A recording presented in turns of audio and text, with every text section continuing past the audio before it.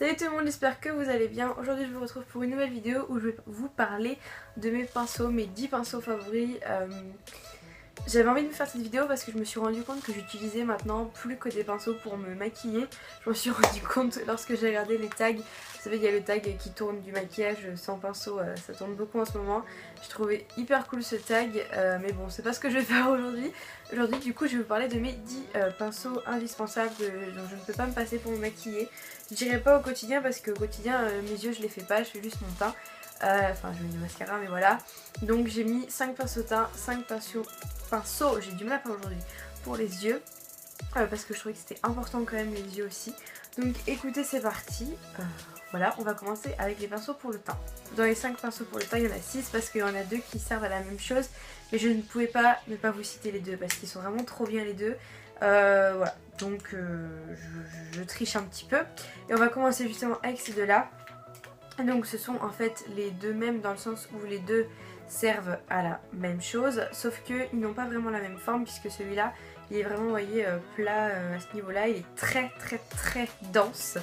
Donc c'est pas avec ça que vous aurez une matière, enfin que vous allez faire un truc très léger. C'est plus quelque chose pour le fond de teint ou quoi, je trouve personnellement. Et ensuite on a celui-ci de chez Real Techniques, le Buffing Brush. Donc lui il est beaucoup plus, alors il est très dense aussi mais il est beaucoup plus léger. Oui, il est beaucoup plus léger, un peu moins dense. Et celui-là, quand vous voulez une couvrance plus naturelle, voilà, plus flawless comme on dit, je trouve que celui-là est mieux. Maintenant les deux sont géniaux. Celui-là au fait c'est le buffer. Donc bah voilà, buffing, buffer en fait c'est vraiment pour buffer quoi. Pour appliquer votre fond de teint ou votre bébé crème. Moi j'applique ma bébé crème avec sans problème. Donc voilà, c'est les deux premiers qui est un pinceau en fait. Ensuite, moi pour mon anti-cerne, mon préféré que j'utilise, après on peut appliquer son anti-cerne au droit, vous savez, vous prenez celui-ci, pas le dos d'honneur, celui d'à côté l'annulaire, parce que c'est celui qui exerce le moins de pression et qui est le plus contrôlable, donc vous allez pouvoir en fait faire comme ça pour pas étaler et ça couvre strictement rien. J'utilise un tout nouvel anti-cerne que j'ai acheté avant-hier qui est celui de chez Sephora, hyper connu là que tout le monde utilise, mais du coup je l'applique avec mon Beauty Blender pardon, parce qu'il est très liquide donc avec ça non. Mais avant j'utilisais un anti-cerne en crème, vous savez, en pot. Et pour ça ce pinceau là était juste génialissime, c'est le 132 de chez MAC, donc c'est un duo fibre en synthétique, très plat qui va en plus bien dans les recoins. Et il est juste génial pour appliquer l'anti-cerne crème, il était vraiment trop bien. Après sinon bien évidemment j'utilise le Beauty Blender qui est un indispensable, ça je l'ai pas mis parce que je pense que tout le monde a un Beauty Blender. Je voulais vraiment vous faire découvrir des pinceaux, voilà, parce que Beauty Blender tout le monde connaît. Et voilà, celui-là, le 132 de chez MAC pour l'anti-cerne en crème, au top. Ensuite il faut poudrer tout ça et bien évidemment il nous faut le gros énormissime pinceau que tout le monde connaît pour la poudre libre ou la poudre compacte d'ailleurs. Alors celui-ci vient de chez AliExpress, je l'ai payé genre 84 centimes ou 1,84 €, un truc comme ça. Mais c'est l'imitation en fait du gros rose Real Techniques. Pourquoi je dis imitation? Parce qu'il n'y a pas écrit le nom, mais sinon il est à peu près, c'est le même quoi sinon. Et génialissime. Moi je l'aime vraiment beaucoup. Il est juste trop bien.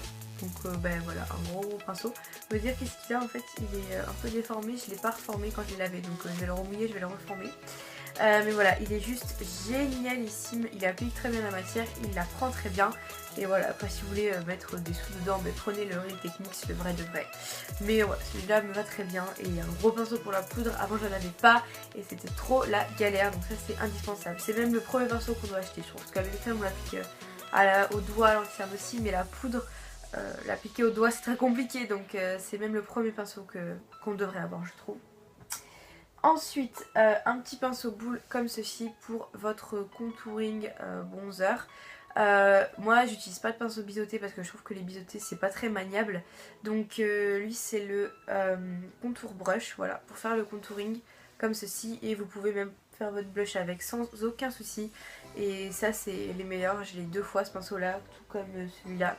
Je les ai achetés 2 fois les Real Techniques parce qu'ils sont vraiment trop bien. Donc là celui-ci c'est une édition limitée.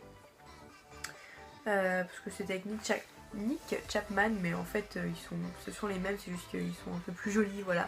Mais sinon bref c'est les mêmes et ils sont juste géniaux et voilà quoi, au top du top. Et enfin le dernier qui est un pinceau biseauté comme ceci, donc qui vient de chez Sephora. Celui-ci c'est le Ungulled Blush que j'utilise tout simplement pour le blush parce que je trouve qu'il applique bien, que ça va bien quoi, voilà. J'en ai un comme ça de chez Kiko mais qui est beaucoup plus gros avec beaucoup plus de poils et je l'aime pas du tout celui-ci, mais celui-là déjà il est trop beau avec le petit truc en fer rose là, il est trop magnifique et il applique super bien le blush et je trouve que pour appliquer un blush, un pinceau biseauté c'est pratique parce que ça, vous voyez, ça prend la forme de la joue comme ça, donc ça je trouve ça juste génial, un pinceau biseauté. Et les pinceaux Sephora sont de très bonne qualité, celui-là je les avais eu en solde, je trouvais plus le mot. Il était dans un kit de 3 pinceaux, donc je vais vous présenter le deuxième. Et le troisième, c'en était un que je voulais vous mettre dans les 10 pinceaux indispensables, mais j'avais plus de place, alors voilà, tant pis, c'est pas grave. Et donc ensuite on va passer au 5 pour les yeux. Alors quand je parle du 5 pour les yeux, c'est le minimum légal pour vous faire un smokey ou un gros truc. Si vous maquillez avec juste voilà, un petit creux de paupière avec une couleur claire, bah concrètement il vous faudra le pinceau plat et le pinceau voilà. Mais sinon pour faire un 2, 3, 4, 5, 6... Ah je viens de me rendre compte que j'en avais mis 6. C'est pas grave. C'est pas grave, ça fait 11, mais on va dire qu'il n'y en a que 10 parce qu'en plus il y a 2, ça fait 12. Mais c'est pas grave, ça fait 11, on va dire. Donc voilà, mes pinceaux indispensables pour les yeux. Alors premièrement, il y a... Enfin, je veux dire, à quel moment t'as pas un pinceau plat quand tu te maquilles? Forcément le pinceau plat, donc celui-ci c'est de chez Zoeva. C'est le 226, c'est le Smudger. Et donc c'est un pinceau vraiment super, hyper plat. Après vous pouvez très bien prendre, moi j'en ai un de chez ELF que j'ai depuis 3 ans qui va nickel. Enfin, voilà, le pinceau boule donc qu'en fait j'utilise pour renforcer mon creux de paupière avec une couleur beaucoup plus foncée, voilà, quand je fais des smokies ou des choses comme ça. Donc celui-ci c'est le Multitasker Shadow. Donc paupières multifonction, n'est-ce pas, de chez Sephora. Mais voilà, vous pouvez très bien prendre, comme je dis, tous ceux que je vais présenter, vous les prenez dans une autre marque, hein, moins cher ou plus cher comme vous avez envie. En tout cas voilà, le pinceau boule vraiment moi je l'adore pour les smokies. Ensuite bien évidemment un pinceau estompeur, donc on va les compter comme 1 pour 2, comme ça je serai pas trop hors la loi. Donc celui-ci c'est le, je ne sais plus, ah si attendez, le, je sais plus, ça s'est effacé tellement je les utilise. Donc celui-ci c'en est un de chez Real Techniques, c'est le très très gros.